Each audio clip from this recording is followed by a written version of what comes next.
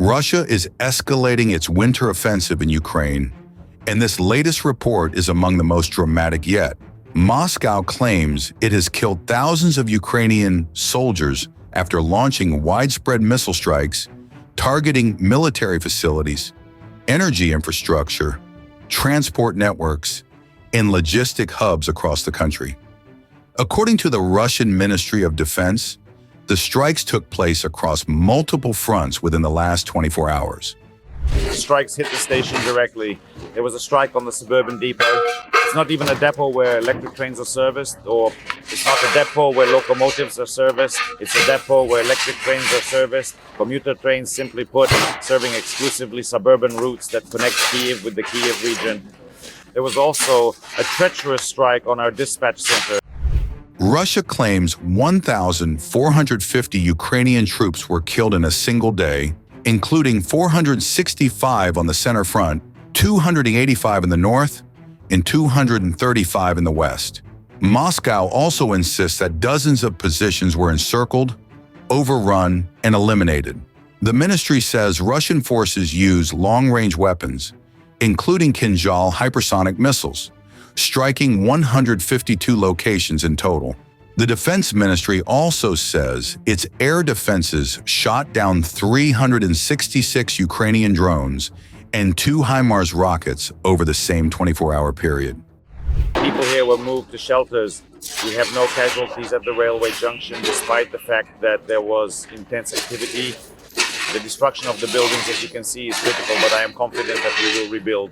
There will be modular structures, and later a modern station will be restored. But right now, we're not talking about any major reconstruction. Today, it's important to pragmatically create conditions for people. Ukraine has not yet commented on the casualty numbers, and Western governments say Russia routinely inflates battlefield figures for propaganda purposes. Washington has reportedly been trying to reopen peace talks, but both Moscow and Kyiv publicly insist they will continue fighting. Meanwhile, NATO and European Union officials are condemning Russia's systematic targeting of civilian infrastructure, calling it an attempt to break Ukraine's resilience before the coldest months set in. On Ukraine, Steve Witkoff and Jared Kushner were there last night with Vladimir Putin. Can you give us an update about those talks? It sounds from what the Kremlin is saying that they're not going to compromise. Can you tell us what you've... I don't know what the Kremlin's doing. I can tell you that they had a reasonably good meeting with President Putin. We're going to find out. It's a war that should have never been started. It's a war, if I were president, we had a rigged election. If I were president, that war would have never happened. It's a terrible thing. But I thought they had a very good meeting yesterday with President Putin. We'll see what happens. It's, when I was in this office and I talked about no cards, I said, you have no cards. That was the time to settle. I thought that would have been a much better time to settle. But they, in their wisdom, decided not to do that. They have a lot of things against them right now.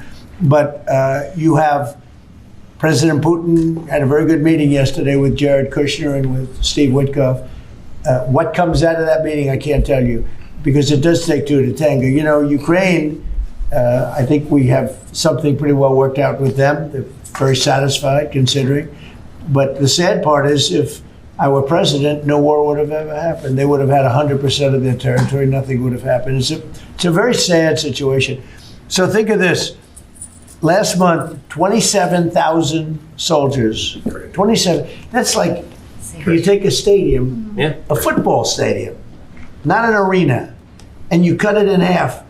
27,000 people died, mostly young soldiers, died last month, in 1 month. And that's the only reason I'm involved. We're not spending any money in the war. We're selling to NATO. We're not being ripped off like we were under Biden. Biden was handing everybody everything we had, giving them all the missiles, everything they wanted, free, no charge, or he had no idea what he was doing. They're paying top dollar, full price for everything. Goes to NATO, and then NATO distributes it. NATO pays us. So it's not money. We would all, I think I can speak for everyone behind here. The politicians I know and the auto manufacturers are good people. They don't want to see 27,000 people die for no reason whatsoever. And that's the only reason I'm trying to help. Good afternoon, good afternoon. Good afternoon. Good afternoon. Good afternoon. Good afternoon. Good afternoon.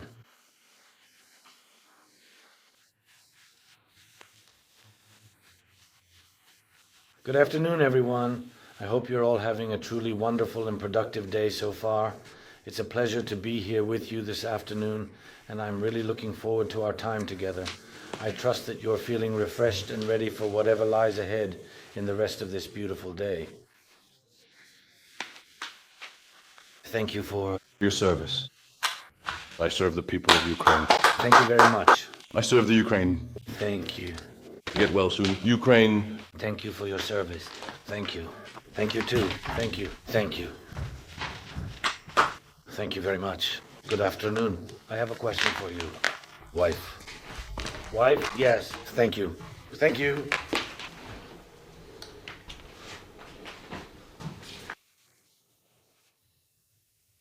Wishing you good health, guys. Congratulations to you on your special day at the ongoing war with the valiant forces of Ukraine. I want to sincerely thank you for your dedicated service, to deeply honor you for everything remarkable you have done and are courageously doing, and for your unwavering bravery. Thank you very much. Thank you truly for your sincere service and your dedication for everything you do. Good, very good. Thank you. I believe that this shared day is important for the entire nation, but above all for the military and for those who bring them back to life. I want to thank you on this day, the Day of the Armed Forces of Ukraine, for giving strength to our warriors. And I wish you strength as well so that your loved ones and family support you. You need that extra energy so that this energy exists to pass it on to our fighters. Thank you for every life saved, every life brought back. I am grateful to you for this. Of course, I wish you peace and I wish you victory. And once again, thank you. Glory to Ukraine. Glory to Ukraine. Thank you, people. Congrats. Thank you. Thank you. I serve the Ukrainian people. Thank you. Thank you, Major. Thank you for your service. Reporting as ordered. Greetings, Mr. Krivdov. Thank you. Thank you for your service. Thank you again. Hang in there. Take care of the soldiers you have. Thank you for your service. Glory to Ukraine. Glory to the heroes